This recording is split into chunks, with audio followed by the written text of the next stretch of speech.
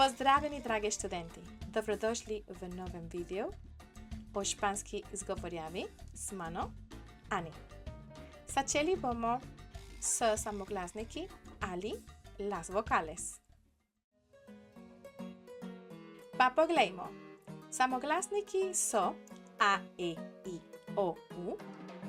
Ako se združijo z drugimi samoglasniki ali soglasniki, se njihov zvok pogosto spremeni. Za ostalo se na splošno izgovori tako je napisano. Pa začnimo.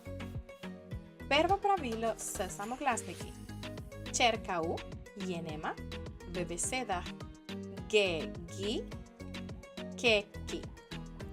Naprimer, guerra, guitarra, queso, quinoa. Drugo pravilo. Črka U se izgovarja, ko se pišejo we ali vi. Toda ta U je drugačen, kaj ne? Ta U je pravopisni znak, imenovan diéresis, ki ga predstavljata dve piki in sta na samoglasnikom U. Naprimer, bilingüe,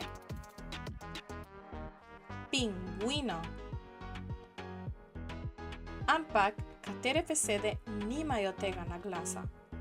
Nadaljujmo z zadnjim pravilom izgovorjave samoglasnikov.